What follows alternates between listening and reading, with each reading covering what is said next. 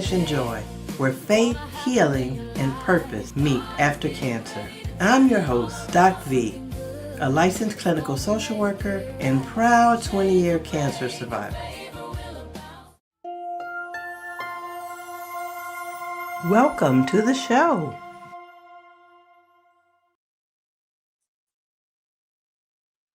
Hi, everyone.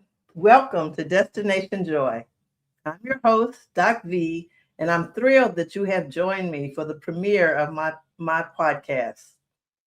I'm so excited to introduce you to my guest. I can't wait for you to meet her. I read about her on the MD Anderson Cancer Center website, where we both go for treatment and care. And I'm sure she doesn't know this, but she was the impetus for me starting this podcast. These three little words, I'm still here. It describes a mindset shift that for me permitted me to live my life even with a cancer diagnosis. So even though I'd heard those words before, and I'd probably even said them myself, how you doing? Still here. When I read her story, it just hit different. But you will see as she tells us about her cancer experience that they make all the difference. So let me bring her to the stage so she can tell you about her journey.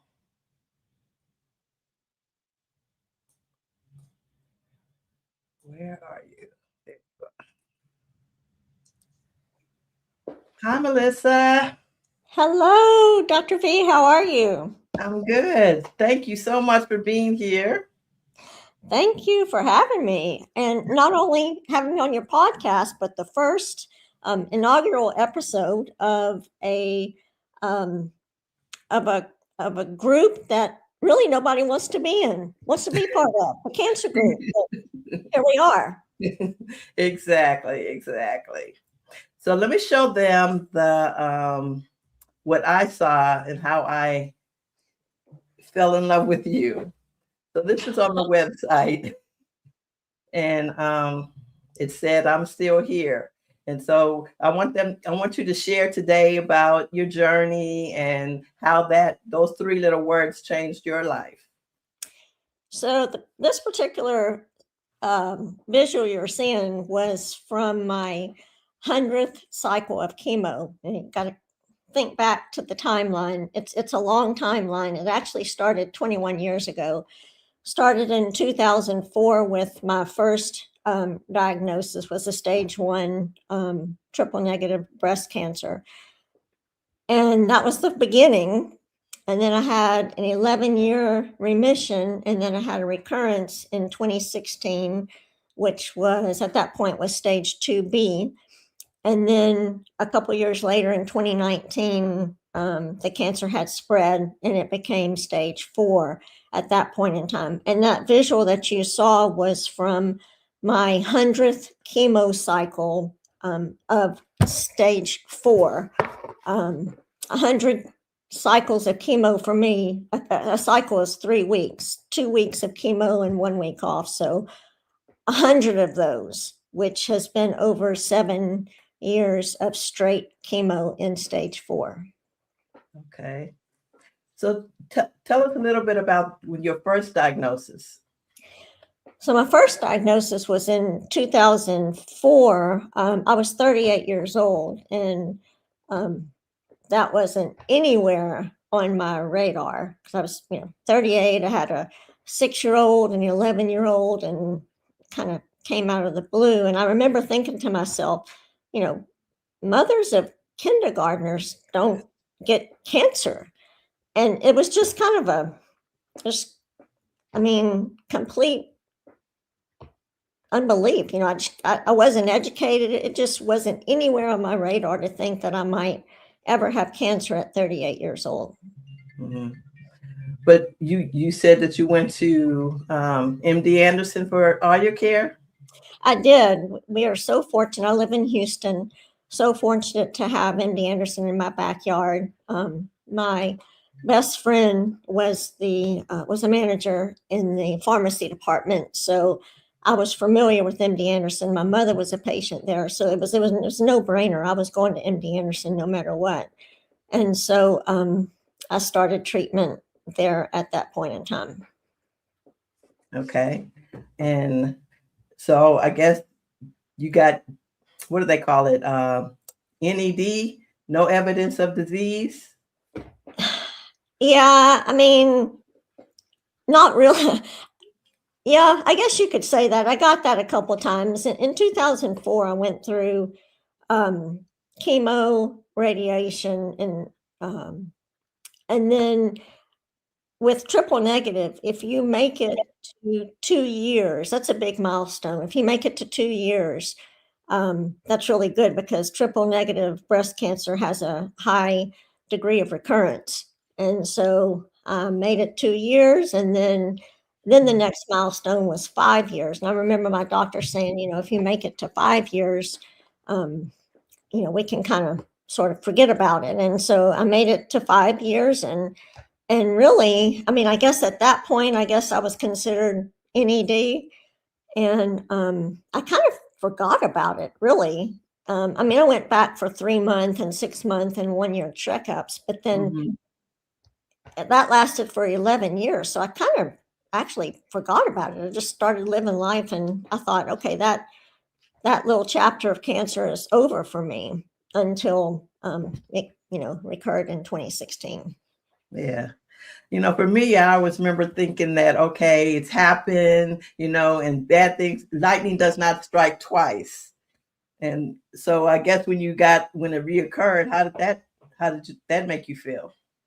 So at that point in time, I realized that I was trending in the wrong direction. And so at that point in time, it became about getting rid of the body part that was impacted. And so at that point in time, I chose to do a double mastectomy with reconstruction.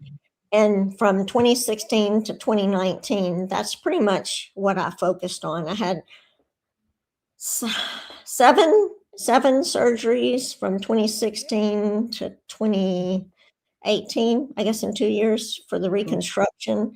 And that's what it became part of. It became part of just getting rid of the body part that was causing, that had the cancer. Get rid of it. It's okay. I can be flat. It doesn't matter to me. Let's just get rid of it. Well, how come you didn't do that the first time? They didn't recommend that, or? Well, in 2004, I don't want to say the recommendation, but the outcome was the same. Whether I did a mastectomy or a lumpectomy, the outcome was the same. And so I thought, well, why go to those extreme measures if I can just have a lumpectomy and have the same outcome? And so that's what I chose to do. Okay. But the second time you're like, okay, let's just get rid of this. It was a no-brainer. I mean, they said, you have a recurrence, same triple negative breast cancer. And the next words out of my mouth was, okay, let's schedule the mastectomy. Right. That's it. Yeah. And how long was the period between the second and the third? So it was from 2016 to 2019, and I had finished the reconstruction phase, and I had gone to see my oncologist, and I said, okay, it's been 2 years. Can you give me a clean bill of health? And she said, well, let's do scans. We haven't done scans in a while, so let's go ahead and schedule those. And so she scheduled scans, and it was late in the year. It was in December. Mm-hmm. And I know this because I remember finding out that it had spread on December 31st, New Year's Eve. So that's how my year went. Oh, okay. It's fine. It was all good. So at that time, your decision, what was the treatment plan? What was their plan? So the treatment plan, once it had metastasized to they call it the mediastinal area, which is a little triangle area outside of your lungs. And once it spreads to another part of your body, it's automatically stage 4, and you automatically stay on chemo basically for the rest of your life. So that was a little hard to swallow, knowing that I'll never get off of chemo, but the treatment plan basically began to begin chemo again. Okay. And so you've been going for 7 years? 7 years, still going, same.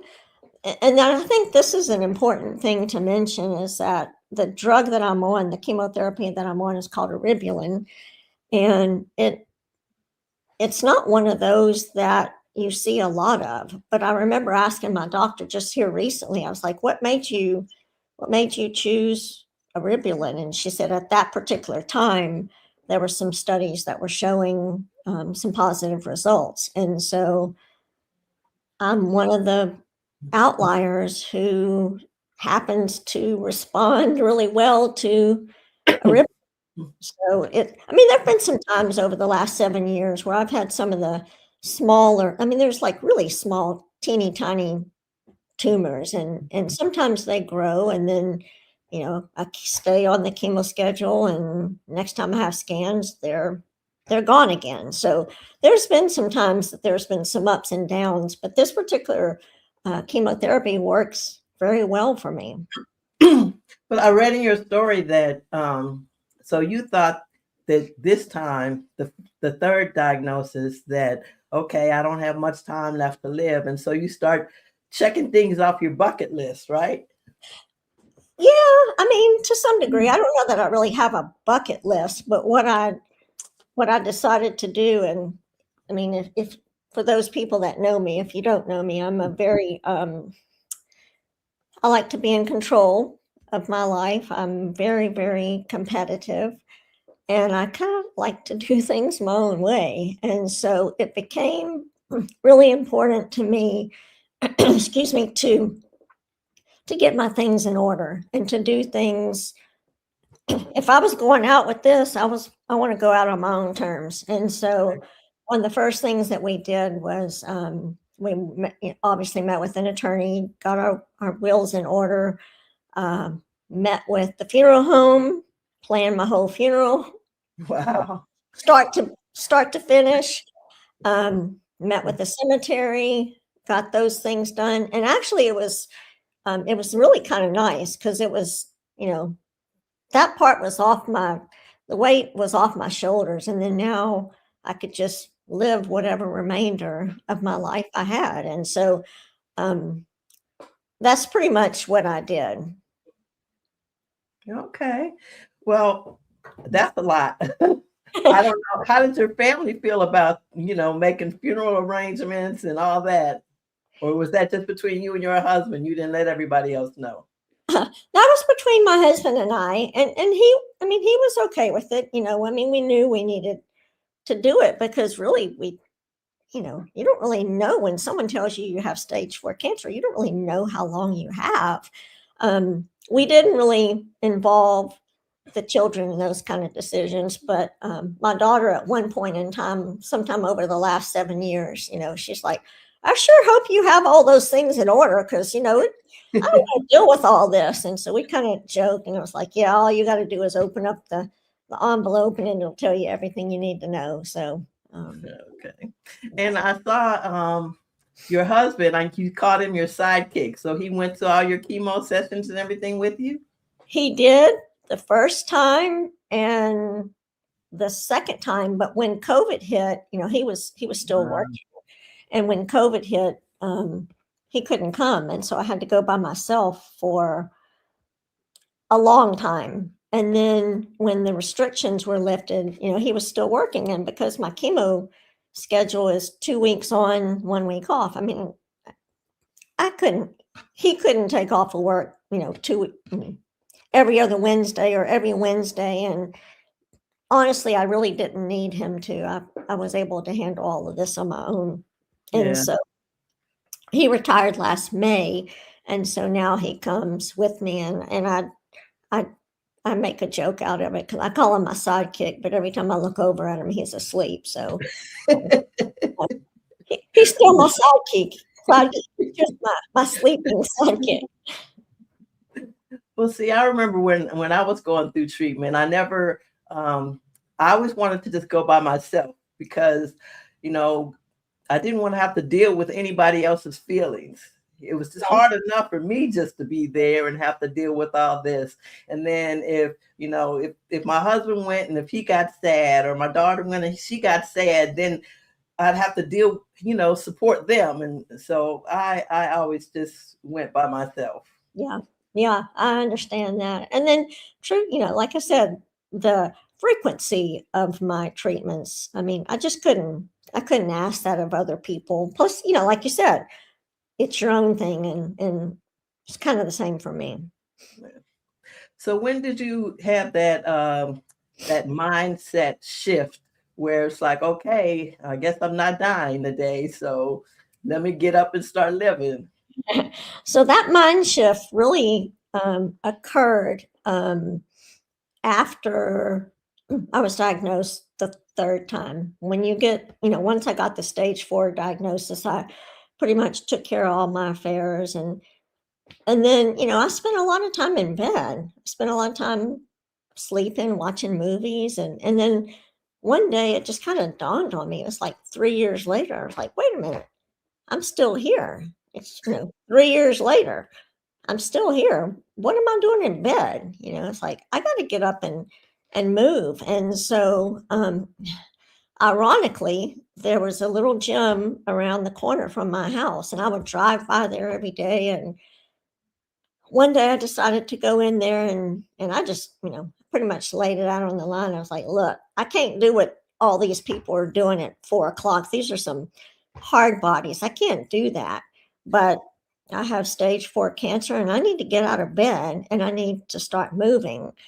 And so that was pretty much the mind shift that occurred right then and there. Okay. So I guess what they say is that you are living with cancer. So let me put up this picture and tell us about this. Some of these. Yeah, so the people in this picture, so the top picture, the lady on the right is my oncologist, Dr. Sharon Giordano, and then her nurse practitioner, Chandra Hummins. The lady in the middle is my best friend. We've been best friends since 5th grade. Lori Bertrand. She was the manager of the pharmacy at MD Anderson. She's been with me from day one.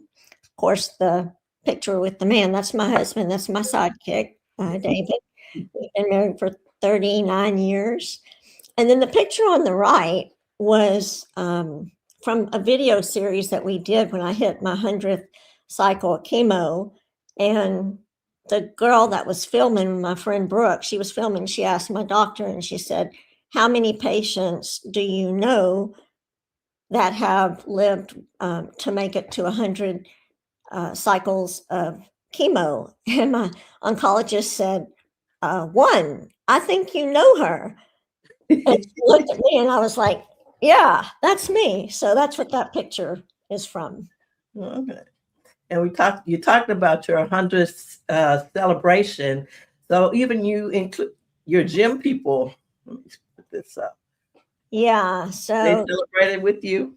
they did. And the way that came about was there were really 3 people that were instrumental in the decision to celebrate this. One was my trainer, Ronnie Bookman. He's the one on the far left-hand side. It's his gym that I went into and talked to his wife, and he started working with me. We really worked out twice a week for about 20 minutes each time, because that was all that I could do. And he asked me, he said, what's your goal? And I said, my goal is to stay alive as long as I can. And so he was very, very instrumental in getting me out of bed and up and moving, so that it became my motto. If I'm moving, I'm not dying. And so he kept me moving and got me stronger.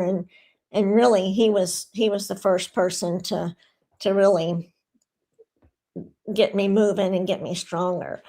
And then the second person is the guy on the far right, Brian. And there were other trainers too, but Brian Pollard was really instrumental because we were approaching, I was about, I don't know, cycle 80. And I was mentioning to him, I was like, should I celebrate this or should I not? And he said, you have a really good story to tell people.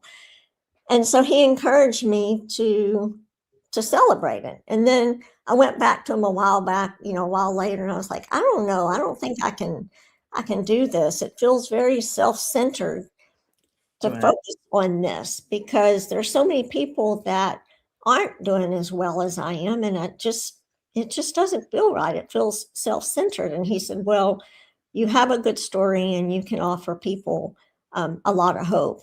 And then the third person, of course, was my husband. And he was really the one that sealed the deal because he told me, and I told him, I was like, I don't think I should do this. And he said, look, he's like, you have one chance to celebrate your 100th cycle. He said, you can't go back and do it again a day later. You got one chance.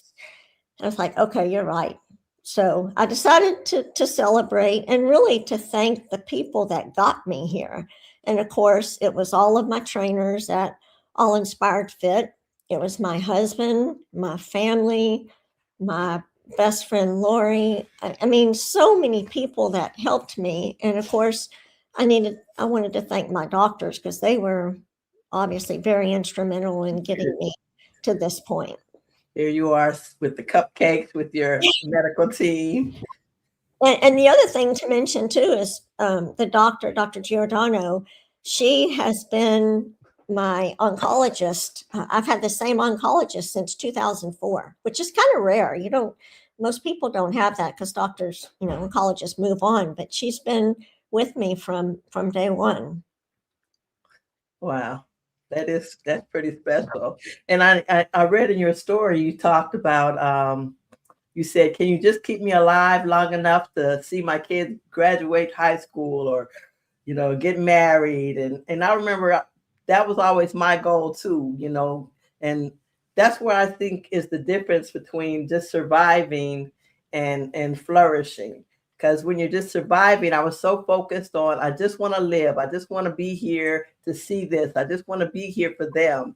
And, now part of the mindset shift is that, I'm here for a purpose and I want to do something with it. That was my biggest fear too, I guess, when I got diagnosed, is that I haven't made a mark in the world yet. So I was like, God, wait, let me do something important. Let me do something. And now I see it's the little things that are important. Yeah, a lot of people say, God's not finished with me yet. And I'm coming to believe that that's true. Through this whole entire process, I mean, I don't know, everybody talks about your faith journey, and I've had a very strong faith journey. I have never, ever once in my life questioned why me. Just not, I just feel like God has something in store for me. I never questioned it, never got angry, never got really very sad about it. I just kind of feel like, okay, this is my cross to bear and cross to carry. And so that's what I'm going to do. I have a lot of faith. My health is the least of my worries. I can tell you that. Okay. So if you just have some advice for other people dealing with cancer, what would be the biggest thing you would say? I think that the biggest takeaway is that the mind-body relationship is real. I mean, I think it's very, very real. I don't think I would be here today. I don't know. I have a hard time when someone tells me no. That just fuels the fire, And then I've seen other people who have been really, really down and really sad, and they don't have the same outcome. Now, I'm not saying not that occurs with everybody. That's not at all what I'm saying. But because sometimes you can't control it, when it's your time, it's your time. But for me, having a positive attitude and the personality that I have and the persistence and the drive that is part of my DNA, Mhm. has served me well, I think. And I totally agree. I think that the attitude makes a big difference. And I remember my doctor, she felt like maybe I wasn't accepting because, I'd be like, okay, so it's spread to the liver. So what are we going to do now? And it's like, okay, so what are we going to do now? Just let's get on with it because I'm not ready to leave here. Yeah, for Yeah. sure. Yeah. I read an article where somebody was saying that when people say that you're so strong or that you're winning this battle, that she didn't like that because it implies that we have any choice in the matter. I mean, I think we're all going through something difficult, and some people we get to fulfill their life and some they don't. We just have different outcomes. And so how do you feel about that? Do you like to say it's a battle, you won the battle, or I don't know that any of that really matters for me. I think um, for me, the biggest part is just having a winning attitude. Or, I mean, what can I do today to stay positive? I try to take it a day at a time because really, when you're told that you have cancer, your control just goes out the window. You have little control over what you can do health wise, but you can control your attitude and you can control um, your nutrition. You can control your exercise, and for me, that was it. It was like I tried to control the elements that I could control. I relied heavily on thinking that, or believing that this is God's plan for me. So I guess if I'm still here today, today's not my day. So what can I do today to be in control? Well, okay, you get myself up every morning and I go work out. So I try to control the places and the areas that I can control. yeah. But I think it's the mindset that I'm still here. And, it allows you to live your life. You can start the daycare that you talked about your whole life, even though you have a cancer diagnosis, because tomorrow's not promised to anyone. So if you stop living, then what's the point? So Exactly. I mean, you're exactly right. I don't know. It seems like I remember, like you said, tomorrow's not promised. And so in your mind, you're thinking, okay, I don't know how long I have to live. Um, but the time that I do have left to live, I'm going to spend it doing the things that I want to do. And I'm going to spend it with the people that I want to spend it with. And so your circle becomes smaller, your activities become more intentional. You live a little bit more intentionally. You do the things that are important to you. And some things just go by the wayside. yeah, exactly. Well, okay, Melissa. Well, thank you so much for sharing your story with us. Is there anything else that I didn't ask that you wanted to share? I don't think so, but I mean, I really want to thank you for contacting me, and so odd that you contacted me by social media because For 20 something years, I never ever put my illness out on social media. I just felt like it was a private thing. But, as I started getting closer to the 100th cycle, I don't know, people encouraged me to put it out there to try to give, um, hopefully someone else would see my story and have hope. So, um, I didn't intend to put it out there on social media. It just happened. And Right. I'm glad, I've been featured in People magazine and you contacted me. So if it gives somebody hope, especially somebody newly diagnosed, Right. to look at my story and say, gee, she's been dealing with this for 21 years. Maybe I can do the same. Then, if that's what happens, then that's great. I'm happy for them.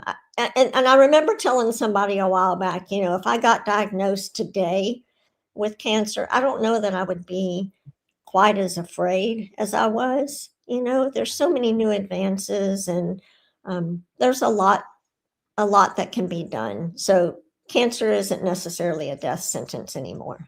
Right. Exactly. Exactly. There was something I was going to say, but it totally escapes me now. Oh, I know. As I was approaching my 20-year mark, because I don't like the NED, I say cancer free. So as I was approaching 20 years cancer free, I started, reading the Facebook groups, the cancer Facebook groups and things like that. And, people are still getting diagnosed, even younger. And they need that hope and inspiration, because I never talked about it either. I went through my treatment and I tried to just move on with my life, but people need to see that there are people out here who live with it for 20 years and are thriving and flourishing. And so that's part of why I wanted to do this podcast, so people can see that it's not a death sentence. Yeah. It's a wonderful thing. It's a great thing that you started this. I'm looking forward to hearing from some of your other guests. Well, I just want to thank you so much for joining me. And to everyone, if you would, I hope you got something from this. Our goal is to share inspiration and hope. So please share with others who might be impacted by cancer, because I think talking about it makes a difference. And subscribe to the show. I'm going to have cancer survivors. I'm going to have caregivers, and I want this to be a community where we can talk freely. So if you just have a friend, maybe, if you watch the show, you might hear something that'll help you, support your friend. So, any final words, Melissa? Keep going. We're going to keep going. We're Exactly. still here. We're still here. Exactly. Tomorrow. All right. Well, thank you. Thank you for having me. And y'all, this is my first time, so I'm trying to figure out how to do all this by myself. But thank you for joining me, and we will see you next time.